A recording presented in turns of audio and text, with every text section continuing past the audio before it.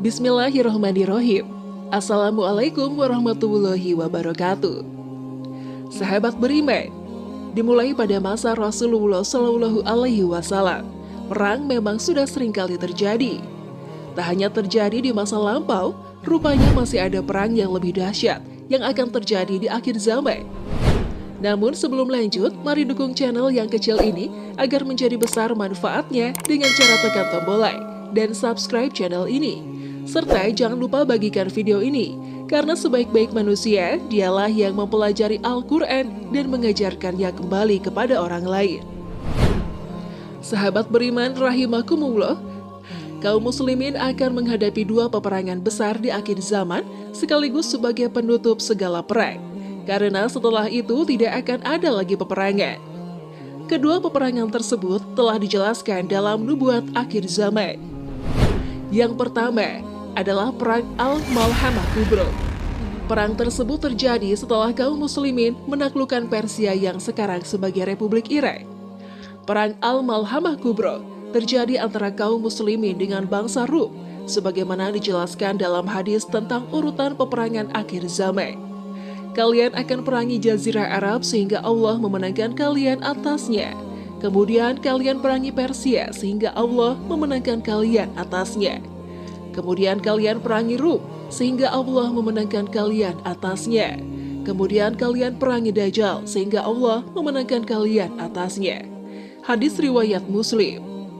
Dalam hadis tersebut dijelaskan bahwa perang terakhir umat muslim terjadi dengan bangsa Rum dan Dajjal. Peperangan dengan bangsa Rum disebut dengan Perang Al-Malhamah Kubro. Sedangkan Perang Al-Malhamah Kubro itu sendiri, pusat peperangannya adalah di Suriah. Lantas, siapakah kaum Rum yang dimaksud?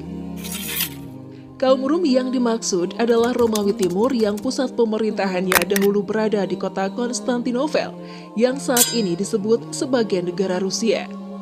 Saat ini sikap Rusia adalah sebagai penentang Zionis Dajjal, namun mereka masih bersekutu dengan Iran. Namun pada masa Al-Mahdi nanti, Rusia akan meninggalkan sekutunya dan berdamai dengan kaum muslimin. Sedangkan Iran akan bersekutu dengan Zionis Dajjal.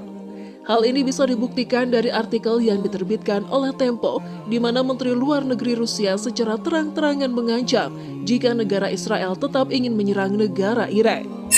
Setelah Rum ditaklukkan, kemudian kaum muslimin menaklukkan Turki tanpa peperangan. Setelah Turki ditaklukkan, maka keluarlah Dajjal.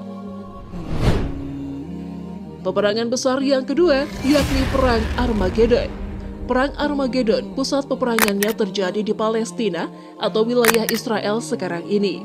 Karena Dajjal akhir zaman akan menjadi pemimpin negara Israel yang menguasai wilayah Palestina. Magedon sendiri adalah sebuah bukit yang terletak di wilayah Palestina, sehingga Perang Armageddon adalah perang dalam misi pembebasan Palestina dari jajahan kaum Yahudi.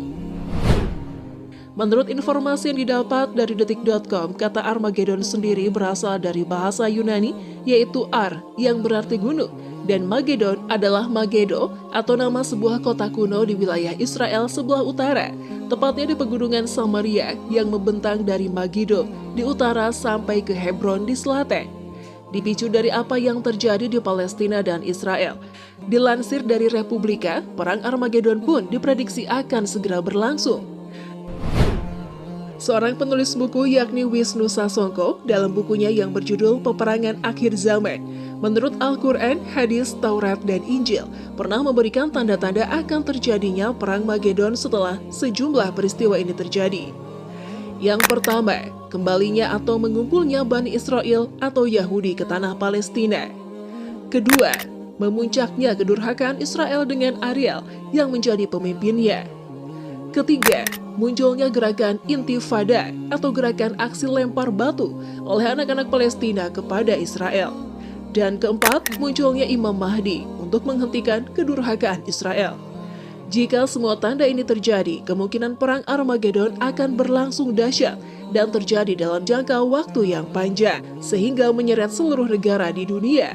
Nantinya, dunia akan terbagi menjadi dua poros, yakni kaum muslim yang dipimpin oleh Al-Mahdi dan kaum kafir yang dipimpin oleh Dajjal. Wallahu a'lam bishawab. Wassalamualaikum warahmatullahi wabarakatuh.